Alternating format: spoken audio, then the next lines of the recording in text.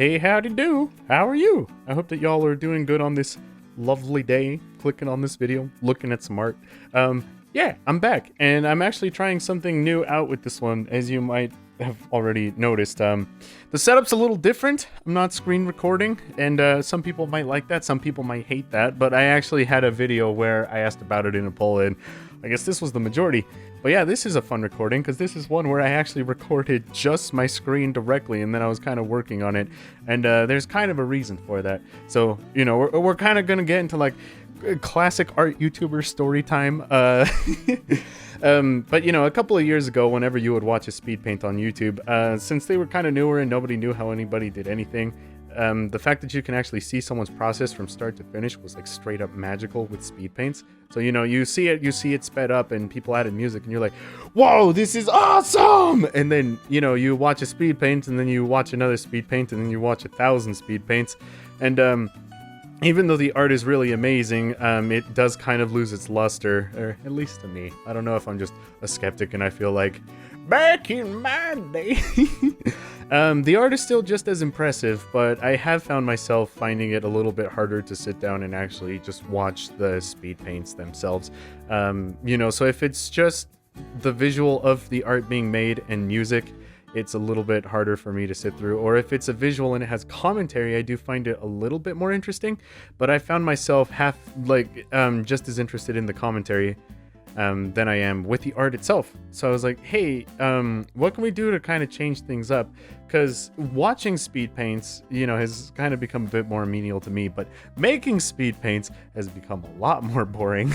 Not that, you know, I get sick of the actual drawing process. I still think the drawing is super fun. But the actual process of making them has become less and less fun. So I've just been thinking to myself, like, how can I change things up? How can I have fun with it? And I figured, well, you got a tablet with the screen, which I guess introductions are in order. This is Iris, by the way. It's a tablet that I've had for well over a year. It's a Cintiq Pro 24. It cost a pretty penny. I don't recommend it to anybody who doesn't pretty much like eat, sleep, and breathe art. But the fact and reason that I got this tablet is actually from a funny story. I was just barely finished with college. I was pretty much out on my own, and then I was like, well, I still owe a frick ton of money for them, you know, student bills and stuff. It wasn't even loans. I kind of stayed on my own 2 feet and just managed to pay for it by working like hell. But, you know, it eventually catches up to you, and they're like, we want money. And we want it now. And J.G. Wentworth was nowhere in sight, so I was like, oh frick, I gotta like come up with the way of making, you know, enough money to pay this stuff off really fast. So a friend of mine, which is my roommate, actually introduced me to a job at a furniture warehouse, which is like, hey, you can move around furniture and stuff like that, and you know, you'll be able to pay it off relatively easy because it's a warehouse job, and those are known for being brutal, but the pay's good. You mix that in with, turns out that, you know, you're moving stuff, which isn't bad. You're moving 700-800 pound objects, which isn't necessarily bad. But then moving them with a forklift 50 feet up in the air when you have a horrible fear of heights, that's a little worse. I mean, I still did it because I was like, you know, I gotta pay for the school bills and whatever. So my intention was just paying the bills so school doesn't suck out what very small fragments of my soul are left. But, you know, I worked there for a summer and moved a bunch of furniture, got in shape. It's probably the best shape that I've ever been in. Not swole, because, you know, I can't just, like, pick up 700-pound fridge freezer thingies and be like, ugh, but I can tackle them and move them eventually. So aside from destroying my shoulder and almost falling off of a forklift 50 feet in the air a lot more times than I'm comfortable to admit, there's a thing in this magical world called you paid way too much on your taxes and you get tax refunds. This is such a grown-up video. We're talking about taxes. Can anybody relate?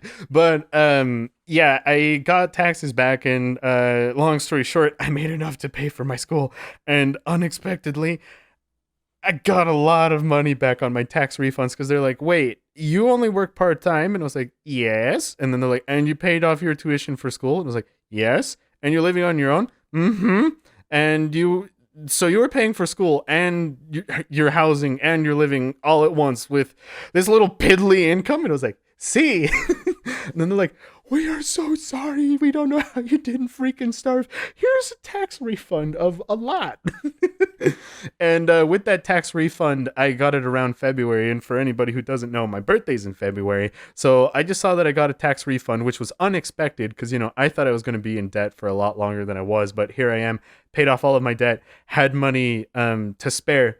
And I was just looking at it, and I was just looking at my current drawing setup, and I was like, this is a birthday gift from me to me. I literally draw every second that I'm not working or asleep. So I know that a lot of people say like, oh, be in the industry, be pro, whatever. And I'm like, the way I reasoned it out in my mind is, well, may not be a pro, but I draw as much as a pro, so let's do it. I ended up getting the tablet, and that's the story of how I got this tablet, and I named it Iris just because it was like I got it and it was a really cool tablet. It's got, all them specs. It's got 99% Adobe RGB. It's got the 4K 60 FPS. It's all good and it's nice. Lots of pixels for lots of art. But yeah, I knew that I would be using this tablet relentlessly because I was like, I got school out of the way, I got whatever out of the way. So now it's literally just like my time has come to make art like a freaking maniac. And I actually have been. A lot of it hasn't been for YouTube, because I was working on Patreon in the last year. I just wanted to kind of dip my toes in the water and see how that would work. But with this year, I'm like, well, we kind of got a hang of doing Painterly, so let's just maybe try our hand at YouTube again. So the reason I made less speed paints last year was because I was spending a lot more time trying to learn the craft of actually doing digital painting on its own. So I kind of removed the obstacle of making videos just so I could focus on learning, and that's still my goal for this year. I still want to learn and get better at it, but I figured, hey, let's make this a little bit funner. Let's try something new. So I'm actually recording my screen. And for those of you that hate it and you're like, I can't tell what the heck he's working on, I decided to include a little context window on the bottom left as well. That's straight from Photoshop. It updates live as I'm working on this stuff. But I just thought that it would be interesting because I found with YouTube, especially with art, it's very difficult to make very well, like this isn't tooting my own horn, but these drawings take a long time to make, so I'll say high quality, air quotes, just because it takes a really long time to make. It's very difficult to consistently make high quality art and inject your own personality into the videos, but I figured this would just be a small way of me being like, hey, you see that goofball into the right? That's me working on some art. And I thought that it would just be a little bit funner to see. You get to see Iris, and now you know the story of Iris. So this is like my favorite tablet that I've ever had. It's just like my art child. It's great. It's my favorite tablet. I've used this thing ridiculously way too much, and somehow it's still in like good condition. So I'm like, oh my god, this is a real OG. Like, this tablet doesn't die. But yeah, I just thought it'd be fun because you get to see the visual, you get to learn a little bit about the tablet, you get to learn a little bit about me, and I think that I'm going to start doing this going forward, is recording these kind of hybrid speed paints where you get to actually still see me. You see the bottom left preview window for Photoshop, and I might also do a hybrid where you get to see the actual screen recording and the tablet. You get to see both, but this was kind of just a test run. I don't know if any of you noticed throughout the duration of the video, but the lighting got better. So if you go back to the beginning of the video, you'll see it was like I'm drawing in the darkness and the piss yellow like obscurity behind me, which are the walls that I have. Not that great for the lighting. So, I went out, I went to the Walmart, I got a light bulb, and they're like, is this light bulb a light bulb? And they're like, yop. And I'm like, does it shine bright? And they're like, yop. And I was like, can I change the colors? And like, yop. So I just thought it'd be a fun little thing to, depending with that light bulb on what I'm working, I changed the color to be something thematical to what I'm working on. So it's all nice, we're trying something new with the speed paints.